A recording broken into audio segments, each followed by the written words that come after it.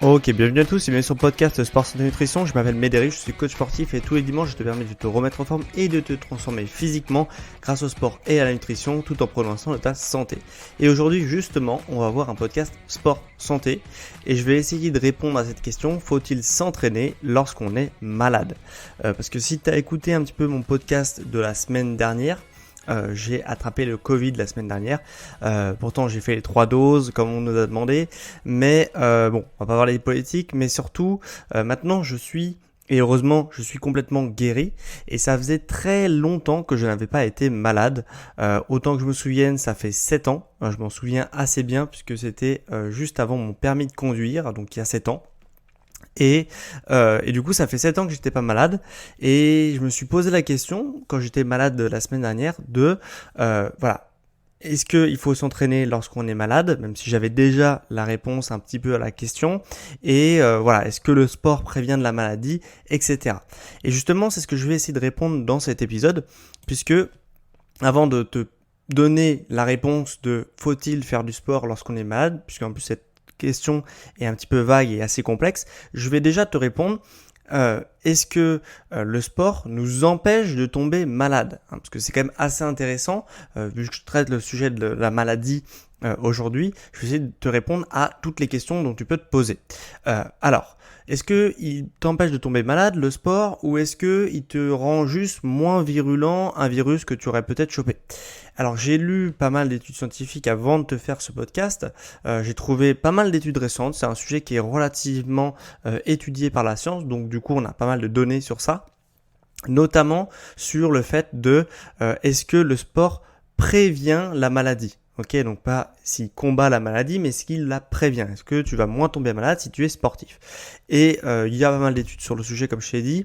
Et du coup, on peut partir de ce raisonnement qui est largement étudié par la science de le sport, il permet quoi? Il permet une chose qui est absolument fondamentale dans ton immunité, c'est qu'il permet d'activer, de stimuler la glande du thymus. Ok, alors non pas le typhus comme je l'ai entendu par ailleurs sur d'autres médias, mais le thymus, donc THYMUS, ok, qui est une glande, le thymus, qui est située à peu près autour de tes poumons, entre tes deux poumons. Cette glande, elle est localisée à cet endroit-là, et elle permet quoi, cette glande-là? Elle permet de produire des globules blancs et aussi produire de la lymphe. Donc c'est une glande qui est essentielle pour ton système immunitaire, pour ta résistance à la maladie, ok, pour te prévenir de la maladie. Et donc, comme le sport permet de stimuler cette glande, forcément, automatiquement, tu vas produire plus de globules blancs, plus de lymphe, ce qui fait que tu auras plus de petits soldats. À chaque fois que tu auras un virus qui vient t'attaquer, tu auras pas mal de soldats qui vont venir te défendre contre cette maladie ce virus qui vient t'attaquer. Donc, automatiquement, ça veut dire que les sportifs tomberont beaucoup moins malades que les personnes qui ne font pas de sport, puisqu'ils n'auront pas le bénéfice, ce petit boost d'immunité que produit la pratique sportive régulière. Puisque bien entendu, plus tu vas faire du sport de manière régulière, plus tu vas stimuler cette glande, plus cette glande va produire de la lymphe et des globules blancs. Alors que si tu fais une fois de temps en temps, tu vas produire à chaque fois un petit peu de globules blancs, mais ça va pas avoir un impact significatif sur ton immunité. Donc maintenant qu'on a vu que le sport permettait de moins tomber malade, donc de prévenir la maladie, qu'est-ce qu'on fait quand ton système immunitaire n'arrive pas à combattre la maladie, que tu tombes malade et que tu es cloué au lit? Est-ce qu'il faut se forcer à faire du sport? Est-ce que il faut justement rester au lit? Et je vais essayer de répondre à cette question-là. Là-dessus, il y a moins de données scientifiques, donc je vais essayer de te répondre comme par mon habitude, par du bon sens, et ce que je fais moi. Ça n'engage que moi, ce que je vais te dire maintenant. C'est-à-dire que, donc, t'es cloué au lit, est-ce qu'il faut se forcer à faire du sport? Si tu me suis depuis un moment, ok, tu sais que je t'enseigne justement à être à l'écoute de ton corps, à l'écoute de tes envies, pour justement faire les meilleurs choix dans ta vie. Et généralement, quand tu écoutes ton corps, si tu prends le temps justement d'écouter ton corps sur n'importe quel sujet, il va te dire naturellement ce qui est bon ou non pour toi. Est-ce que tu dois faire telle chose ou telle chose? Voilà, ton corps il va naturellement te dire ce qui est bon pour lui. Et là il te dit t'as de la fièvre, tu as froid, tu as chaud, tu as envie de rester au lit et de ne pas manger. Donc ce que je t'invite à faire, c'est de écouter ton corps et justement t'as de la fièvre et t'es cloué au lit, donc reste au lit. Pourquoi ton corps te dit de rester au lit justement quand t'as de la fièvre? Puisque le fait d'être resté au lit, ça va permettre d'avoir 100% de son énergie disponible pour combattre la maladie. Donc, ça serait contre-productif de se forcer à sortir du lit pour faire du sport, alors que ton corps te dit non, reste au lit, j'ai besoin de mon énergie, reste au lit, il faut que je combatte cette maladie. Donc si tu fais du sport, tu vas prendre une partie de ton énergie que tu as besoin pour combattre la maladie et tu vas la transférer dans ta séance de sport.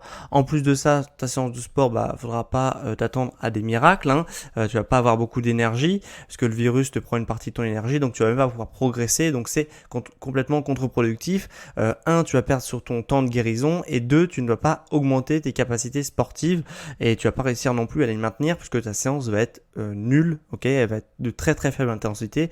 Dans ces cas-là, tu vas pas progresser. Et en plus de ça, ton corps il te dit j'ai pas faim, voilà, il est l'heure de midi, t'as envie de manger un petit peu par réflexe, mais ton corps te dit non, j'ai pas faim, alors que l'heure de midi te dirait ok, il faut que tu manges et c'est important de manger pour avoir de l'énergie.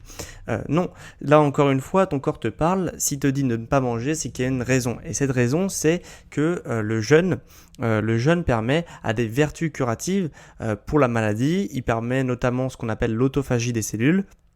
C'est-à-dire que tes cellules, quand elles sont privées de nourriture, elles vont justement donc privées de sucre. Il y aura plus de sucre qui va circuler dans ton corps de manière un petit peu automatique puisqu'on mange de manière relativement régulière. Comme ces cellules vont être privées de sucre, elles vont trouver d'autres substrats énergétiques et l'utilisation de ces autres substrats énergétiques va permettre de nettoyer les cellules. Donc elle nettoie un petit peu des polluants, des fragments d'ADN que peuvent contenir justement les cellules et tout ça va permettre d'épurer la cellule et de combattre un petit peu la maladie. Donc c'est pour ça que quand on est malade, on a moins faim. Donc de s'obliger à manger, ça serait aussi également quelque chose de contre-productif parce que justement ton corps t'appelle à ne pas manger, à jeûner pour pouvoir nettoyer ses cellules par le phénomène d'autophagie. J'en ai un petit peu parlé déjà sur mon podcast sur le jeûne intermittent. Si tu veux en savoir plus, je t'invite à aller l'écouter.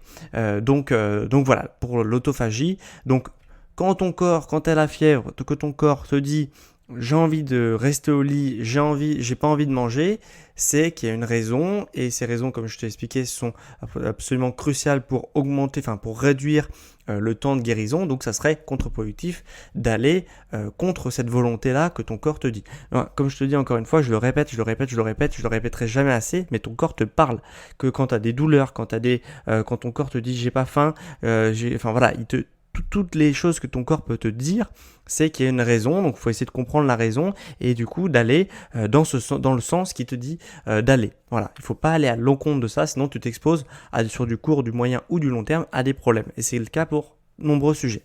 Ok ? Ton corps a une intuition.